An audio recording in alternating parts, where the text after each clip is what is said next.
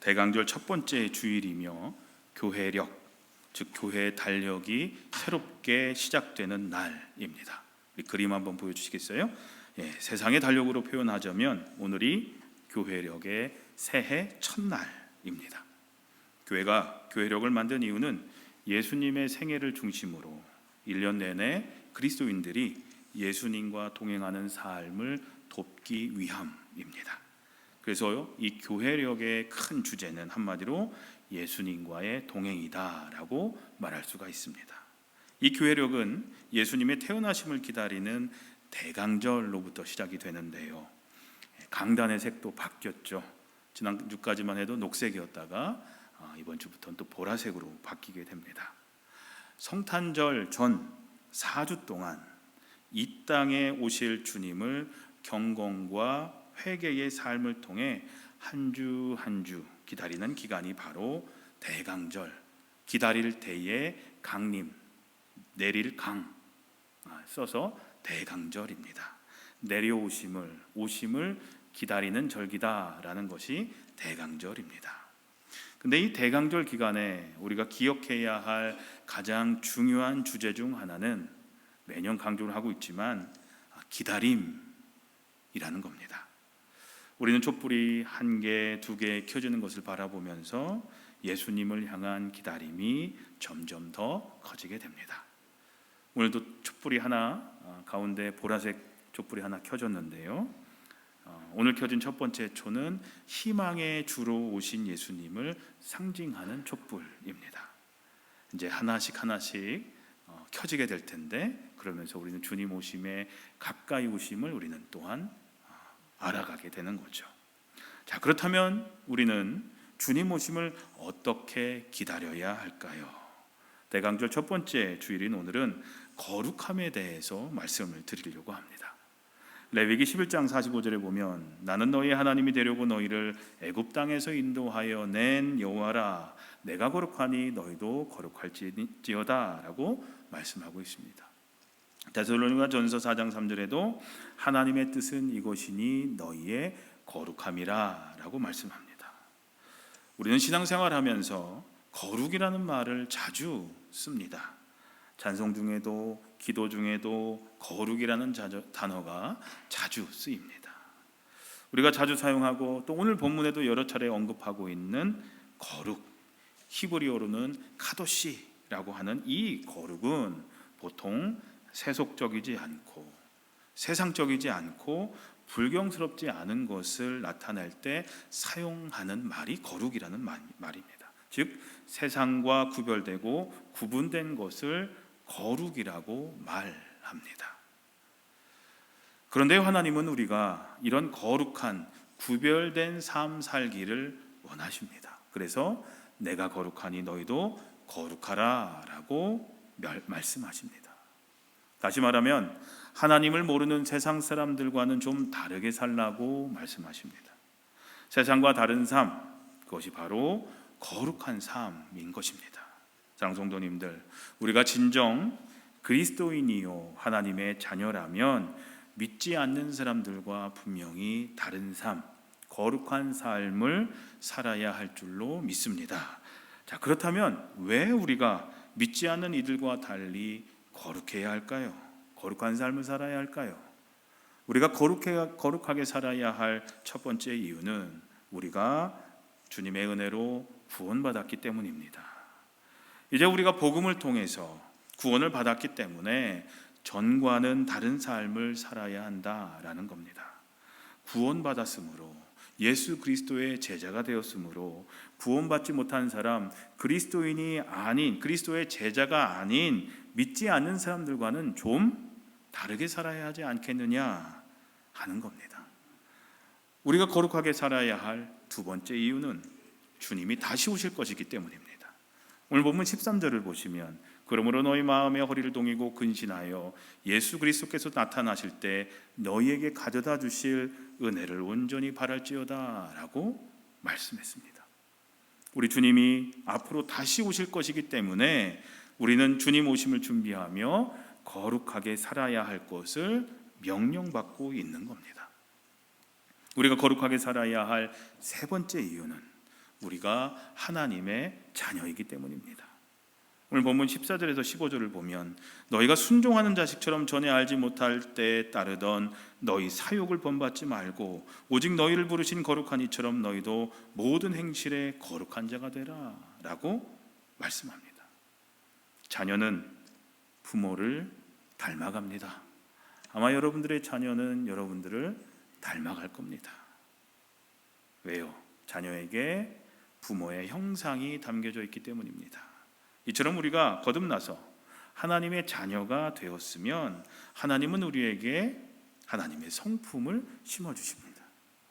베드로서 1장 4절에 보면 이로써 그 보배롭고 지극히 큰 약속을 우리에게 주사 이 약속으로 말미암아 너희가 정욕 때문에 세상에서 썩어질 것을 피하여 신성한 성품에 참여하는 자가 되게 하려 하셨느니라 라고 말씀하고 있습니다. 우리가 하나님의 자녀이므로 우리에게 심어주신 거룩하신 하나님의 성품을 드러내야 한다라는 겁니다. 오늘 본문 15절에서도 너희를 부르신 거룩한 자처럼 너희도 모든 행실에 거룩한 자가 되라 라고 했습니다. 우리를 부르신 하나님은 거룩하신 분이십니다. 따라서 하나님은 하나님을 닮은 모든 자녀들에게 거룩함을 요구하신다라는 겁니다. 우리가 하나님을 아빠, 아버지라고 부르지 않습니까? 우리의 아버지가 하늘 아버지가 되시지 않습니까? 그렇기 때문에 하늘 아버지가 거룩하신 것처럼 우리의 자녀인 우리는 그 하늘 아버지의 거룩하심을 닮아가는 삶을 살아야 된다는 겁니다. 즉 죄인의 신분에서 자녀의 신분으로 그 신분이 상승되었으니 거기에 걸맞는 삶, 바로 거룩한 삶을 살라는 것입니다. 우리가 거룩하게 살아야 할 네 번째 이유는 그것이 하나님의 명령이기 때문입니다.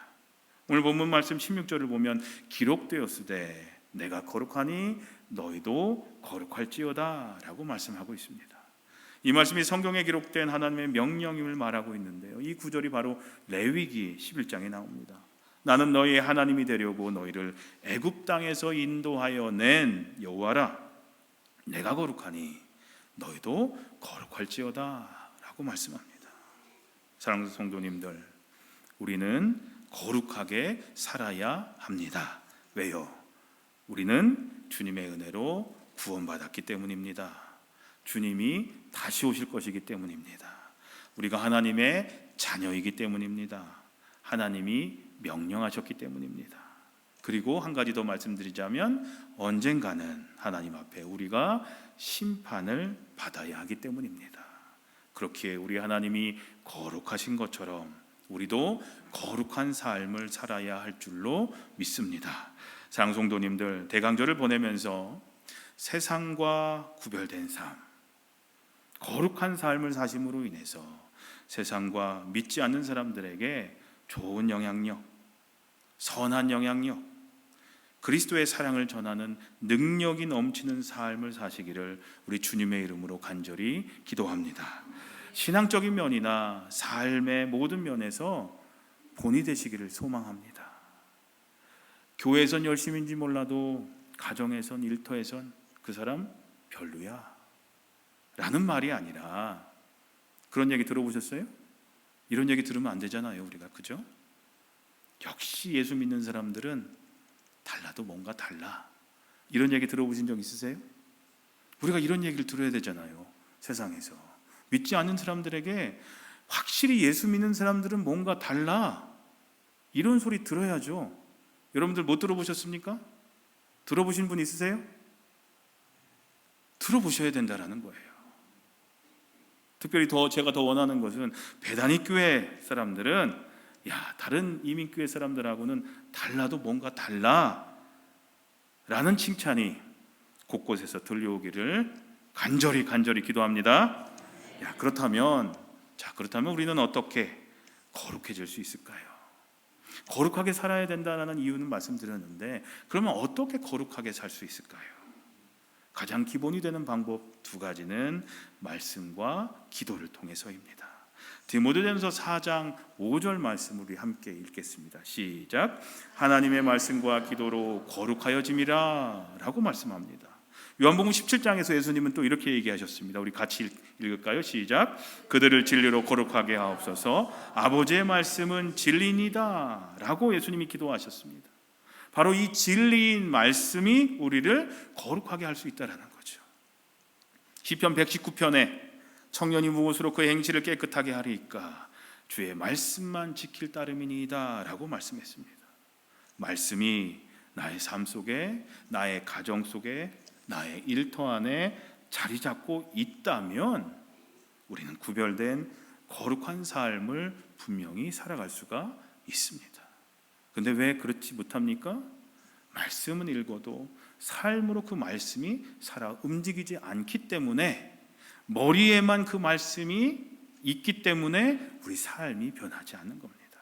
하지만 말씀이 우리 삶 가운데 자리 잡고 말씀이 우리 삶을 이끌면 분명히 우리는 거룩한 삶을 살아갈 수가 있습니다. 기도도 마찬가지입니다. 우리가 기도를 통해 하나님과 교제하고 대화하며 연결되어 있을 때 우리는 분명히 거룩한 삶을 살 수가 있습니다. 근데 왜 우리는 기도하는데도 거룩한 삶을 살지 못합니까? 기도가 일방적이기 때문입니다. 기도는 하나님과 나와의 대화잖아요. 근데 우리는 대화가 아니라 통보만 합니다. 하소연만 합니다. 하나님 이거 해주세요, 저거 해주세요, 이거 해주시면 제가 이렇게 할게요. 우리는 하나님께 통보만 합니다. 대화인데, 대화는 쌍방이 왔다 주고 받아야 되는데 우리는 우리 것만, 내가 얘기하고 싶은 것만 하나님께 얘기를 하죠. 하나님이 나에게 원하시는 말씀은 들으려고 하지 않습니다. 뭐라고 말씀하시는지 들어야 대화가 될 거 아닙니까? 근데 우리는 통보만 합니다. 참된 교제가 없죠. 기도를 통해서 오늘날 나에게 원하시는 하나님의 뜻이 무엇인지를 발견하면 우리는 거룩한 삶으로 살아갈 수 있다는 거예요. 몰라서 우리가 거룩한 삶을 못 사는 게 아니에요. 그렇게 안 살아서 문제죠. 말씀과 기도가 제대로 우리 삶 가운데 살아 역사하면 우리는 변화될 수 있습니다. 성도는 기도로 신앙을 키워야 한다. 그러면 후에는 신앙이 기도를 낳는다라는 말이 있습니다. 성도는 기도로 신앙을 키워야 한다. 그렇죠. 기도 열심히 하면서 우리의 신앙을 키웁니다. 그러면 나중에는 우리가 가지게 된 그 신앙이 기도를 낳을 것이다라는 거예요. 우리 삶에 참된 기도가 끊이지 않는다면 거룩한 삶, 온전한 신앙인의 삶을 분명히 우리가 살게 될 줄로 믿습니다. 우리가 거룩해질 수 있는 방법, 가장 기본이 되는 방법, 말씀과 기도를 통해서라고 말씀드렸습니다. 한 가지 더 말씀드리자면 우리는 성령님을 체험해야 합니다. 교회는 오순절날 마가의 다락방에서 성령님을 체험했던 이들로 인해서 시작됩니다. 성령님을 체험한 후 그들은 새로워졌고, 새로워진 그들은 거룩한 무리, 바로 성도가 되었습니다. 성도, 거룩할 성, 무리 도자를 씁니다. 거룩한 무리가 성도입니다. 그리고 그렇게 거룩한 무리로 변화된 그들은 예수님의 복음을 가지고 예루살렘과 유대와 사마리아와 땅끝까지 이르러 세상을 거룩하게 하는, 세상에 하나님의 나라를 더 확장시켜 나가는 사람들이 되었습니다. 감리교를 시작한 요한 웨슬리 목사님은 영국의 올더스게이트라는 곳에서 열렸던 한 소규모 집회에 참여했다가 말씀을 듣던 중에 그의 마음을 뜨겁게 하시는 성령님의 임재를 경험하게 됩니다. 목회자로 오랫동안 살아가면서 미국에 선교까지 왔었습니다. 조지아주의 사바나라는 지역까지 선교를 하러 왔었지만 냉랭한 마음으로 아무런 결실도 얻지 못하고 다시 영국으로 돌아가게 됩니다. 하지만 성령님을 체험하고 난 뒤 그 뜨거워진 마음을 가지고 요한 웨슬리 목사님은 복음을 가지고 죄악으로 무너져가는 영국 사회를 거룩한 사회로 새롭게 변화시키는데 앞장서게 되었습니다. 사랑하는 성도님들, 항상 말씀을 묵상하십시오. 그리고 그 말씀을 지켜 행하는 삶을 사십시오. 말씀 10독, 20독, 100독 하는 거 중요한 게 아니라 한 말씀이라도 내 삶 속에 그 말씀이 실현되는, 실천되는 삶을 사는 것이 그 무엇보다 중요합니다. 말씀이 머릿속에 있어서 뭐 툭 하면 다다다닥 하고 말씀이 나온다 할지라도 그의 삶이 그 말씀을 뒷받침해 주지 못한다면 그게 무슨 소용이 있습니까? 말씀을 아는 대로, 여러분들이 말씀을 몰라서 그렇게 살지 못하는 게 아니에요. 알고 있는 말씀이라도 내 삶 속에 실천한다면 우리 삶은 분명히 거룩한 삶으로 변화될 줄로 믿습니다. 기도도 마찬가지입니다. 기도로 인해서 오늘날 나에게 원하시는 하나님의 뜻을 발견하세요. 내가 원하는 것만 이렇게 해주세요, 저렇게 해주세요 라고만 그렇게 하소연하지 마시고, 오늘날 나에게 원하시는 하나님의 뜻이 무엇입니까? 제가 그렇게 순종하게 해주십시오라고 하나님께 기도하십시오. 그렇게 기도함으로 인해서 거룩해지시고 성숙한 신앙인으로 성장하시길 바랍니다. 마지막으로 성령님을 사모하시고 성령님과 함께하는, 성령님의 인도하심에 내 삶을 모든 것을 다 맡기는 성령 충만한 삶을 사십시오. 그러므로 인해서 하나님께 인정받는 거룩한 삶이 되시기를 주님의 이름으로 간절히 기도합니다. 그러나 우리의 마음은 거룩한 삶을 살기를 원하게 되지만 거룩한 삶, 세상과 구별된 삶을 사는 것이 그리 쉽지가 않습니다. 우리가 마음을 다잡고 거룩한 삶을 살려고 하면 할수록 항상 그것을 방해하는 것들이 우리에게 다가오기 때문입니다. 몇 가지를 말씀드리자면, 첫째로 우리의 연약한 본성이 우리를 거룩한 삶으로 이끌지 못하게 합니다. 우리의 옛 본성이죠. 옛사람을 얘기합니다. 죄로 기울어지는 죄된 그런 성격과 생각들이 계속해서 나오기 때문에 거룩함의 방향으로 가는 것이 쉽지가 않습니다. 둘째로 세상의 가치관과 흐름이 우리의 거룩함을 막습니다.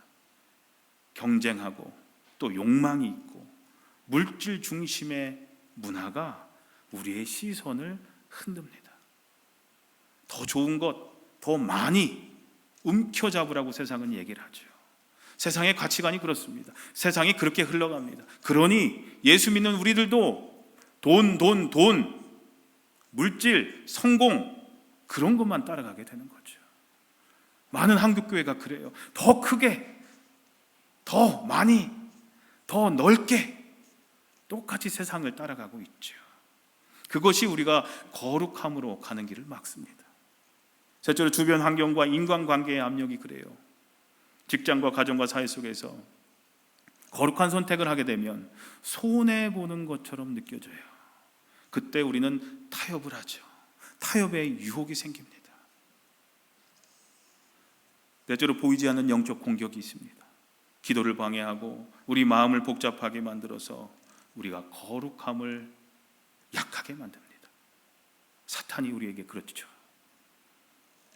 분주함과 피로와 무기력도 마찬가지입니다. 일상의 바쁨으로 인해서 말씀과 기도 시간을 잃어버리고 영적 감각이 흐려지게 만듭니다. 바쁘고 바빠서 기도 못하게 만들고 말씀을 가까이 못하게 하고 묵상하지 못하게 하고 예배 못하게 하고 점점 영적으로 무감각해져 갑니다. 하나님 없이도 살 수 있겠는걸 하는 그런 생각을 하게 만듭니다. 여섯 번째로 죄에 대한 익숙함이 있습니다. 에이, 이 정도는 괜찮겠지. 그런 거 생각해 보신 적 있으세요? 에이, 주일날 뭐 한 번 빠져도 괜찮고, 에이, 뭐 이 정도는 뭐 하나님도 눈 감아 주시겠지. 사람들 다 이렇게 하는데, 그렇게 사는데 나도 한번 눈 질끈 감고 한번 해보자. 그런 마음이 죄를 가볍게 여기게 만듭니다. 그리고 우리의 거룩함이 조금씩 무너집니다. 타협할 때 무너집니다. 제가 요즘 살이 많이 찌죠. 옛날에 한참 빠졌을 때 그러다가 하나씩 타협하다 보니까 저도 모르는 사이에 이렇게 무너지는 것 같아요. 죄도 마찬가지예요. 제가 살찌는 걸 보면서 죄도 이렇구나라는 생각을 자주 합니다. 아, 죄도 마찬가지구나. 하나씩 타협하다 보면, 나 자신을 합리하다 보면 이렇게 무너질 수 있겠구나라는 생각을 자주 합니다. 저는 이 6가지 말고 거룩함을 위해서 우리가 이겨내야 하는 한 가지를 더 말씀드리고 싶습니다. 그것은 바로 부정한 입술입니다. 에베소서 4장 29절에 무릇, 우리 같이 한번 읽어볼까요? 시작. 무릇 더러운 말은 선한 말을 하여 듣는 자들에게 은혜를 끼치게 하라 라고 했습니다.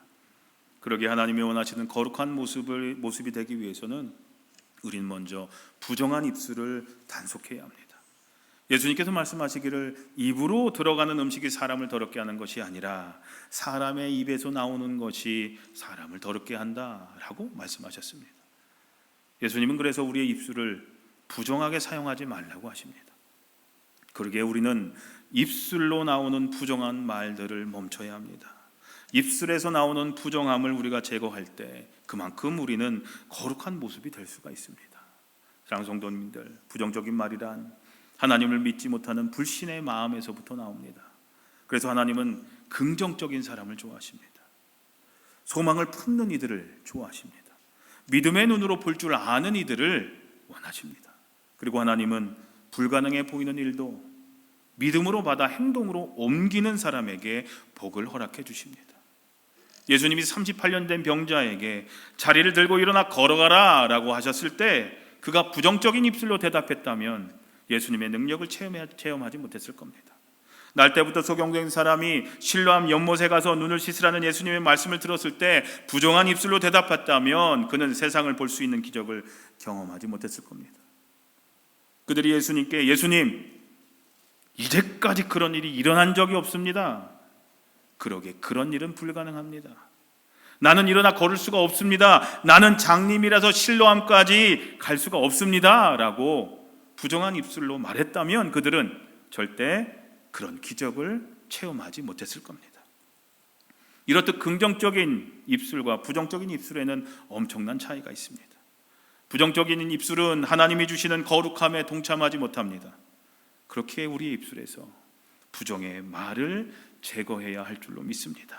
우리가 우리 베다니에 대해서도 우리 교회는 뭐가 안 돼, 뭐가 없어 하는 부정적인 말들보다 현재 상황은 그리 만족스럽지 못할지라도 그런 부분이 있을지라도 믿음의 눈을 가지고 소망을 가지고 교회와 성도님들을 바라본다면 그리고 믿음의 말들, 소망의 말들, 사랑의 말들을 우리가 쏟아낸다면 분명 하나님은 우리가 예상하지도 못했던 은혜를 분명히 우리 가운데 우리 베다니에게 내려주실 줄로 믿습니다. 이제 말씀을 정리하겠습니다. 사랑하는 성도님들, 대강절의 첫걸음을 내딛는 오늘 주님을 기다리는 우리는 거룩함을 무엇보다 먼저 회복해야 합니다.